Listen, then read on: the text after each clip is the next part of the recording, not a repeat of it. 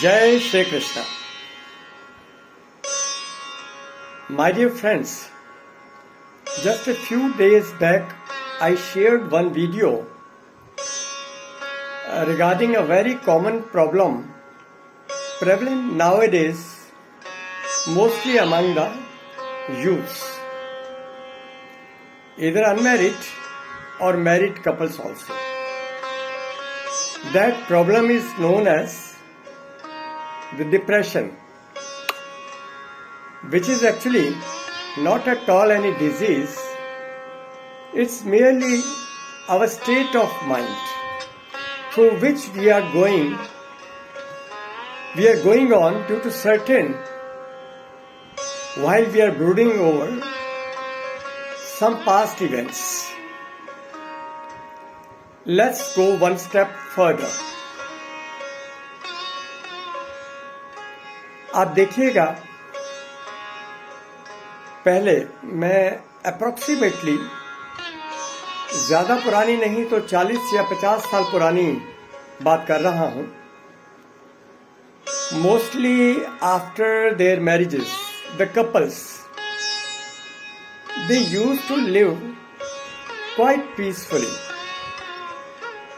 Some little skirmishes are always there among the married couples, but rarely the issue goes up to the extreme.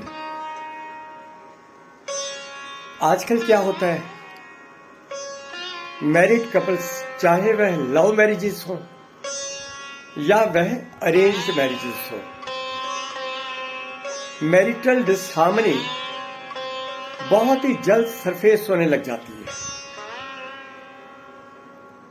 गौर किया होगा, आमतौर पे शादी ब्याहों में जिस वक्त पंडित जी फेरे करा रहे होते हैं, शायद कोई विरला ही उन वचनों को गौर से सुनता हो, यहां तक कि उस कपल का भी ध्यान नहीं होता.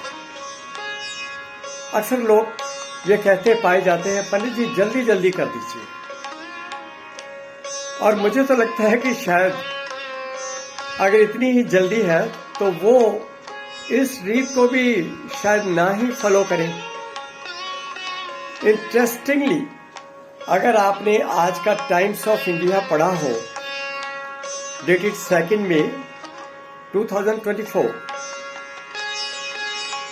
उसमें सुप्रीम कोर्ट ने क्लियरली बोला है कोई भी हिंदू मैरिज तब तक वैलिड नहीं मानी जाएगी जब तक उसमें हिंदू धर्म के मुताबिक 7 फेरों की रस्में पूरी न हुई.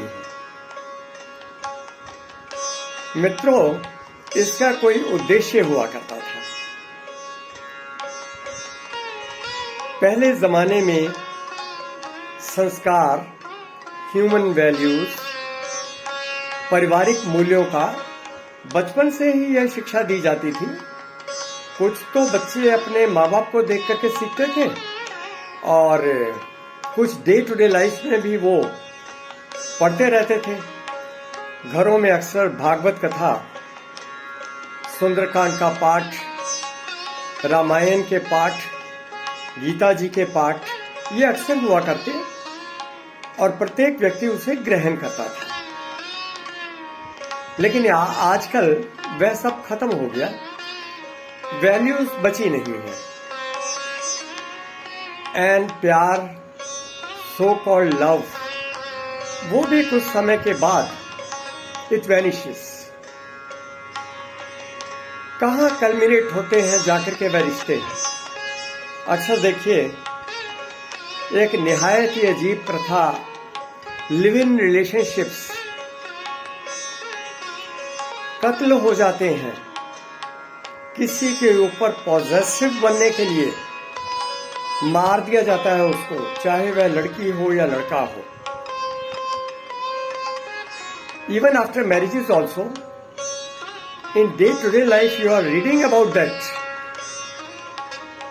कि कहाँ कहाँ केसेस पहुंच जाते हैं, including so many murders also.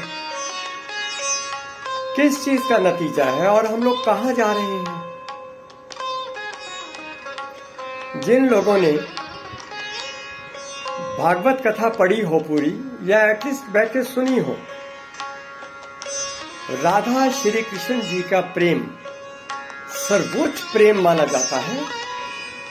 जहां राधा जी ने हर श्री कृष्ण जी की यह बात मान ली, समझ गई इशारों में कि अगर वो मुझे बांसुरी और अपना पीत वस्त्र देके जा रहे हैं तो वह दोबारा लौटने वाले नहीं हैं।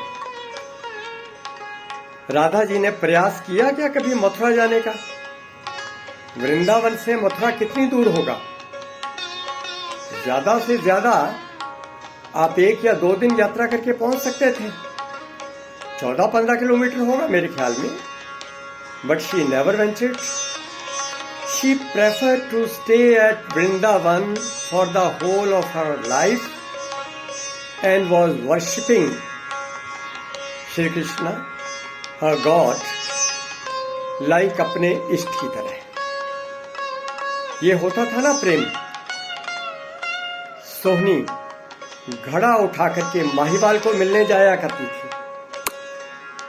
उनसे खींच के किसी ने उस दिन मिट्टी का कच्चा घड़ा रख दिया और वह डूब गई। यह होता था प्रेम। आजकल क्या है? पहले लड़ाई झगड़े, matrimonial disputes, court cases, divorces और उसके बाद डिप्रेशन, सुसाइड्स या मर्डर्स। किसे बोलते हैं प्रेम? Nobody knows. आध्यात्मिकता के संदर्भ में अगर हम चर्चा करें, हम लोग माया से बंधे हुए हैं। अगर हम अपने आत्म तत्व को जाने तो पता चलता है कि वही आत्म तत्व दूसरे में भी मौजूद है। तो इट मीन्स दूसरा भी मैं हूं और मैं भी दूसरा हूं। हम दोनों ही एक हैं। अर्धनारीश्वर भगवान शिव ने तो ये जाहिर भी किया है, लेकिन उसके लिए एक आध्यात्मिक प्रेम का होना निहायत ही जरूरी है। कितने लोगों को मालूम है ये? वह मात्र पॉजेसिव होने की कोशिश करते हैं। लड़कियां भी और लड़के भी बिल्कुल टॉलरेट नहीं करते कि अगर दूसरा उनके नियंत्रण से बाहर जा रहा है। अरे भाई, अगर वह नियंत्रण से बाहर जा भी रहा हो तो छूट दे दीजिए उसको, पूरी जाने दीजिए। बोलिएगा उसको, जिस तरह से, जितनी गहनता से तूने मुझे प्रेम किया, उतना ही अगर तुम्हारा दिल कहीं अन्यत्र है तो जाओ उसे भी उतना ही प्रेम करो, क्योंकि आप भी मैं हूं, तीसरा भी मैं हूं, संपूर्ण विश्व एक है। जब इस अवस्था पे हम लोग पहुंच जाते हैं तो कोई दूसरा नहीं रहता और गुणों से भरपूर, चाहे वह स्त्री हो या पुरुष, कभी भटकते नहीं। वैवाहिक जीवन का एक यही उद्देश्य है कि आध्यात्मिकता को प्राप्त करना। हम लोग एक अंधी दौड़ में जा रहे हैं। मटेरियलिस्टिक वर्ल्ड में बस यही सब कुछ इकट्ठा कर रहे हैं। सोना, चांदी, जमीन, जायदाद। Values have been vanished. So गौर कीजिएगा दोस्तों, छोटा सा मैसेज आध्यात्मिकता के संदर्भ में मैंने देने की कोशिश की है। Hope you will follow it and enjoy it. Jai Shri Krishna.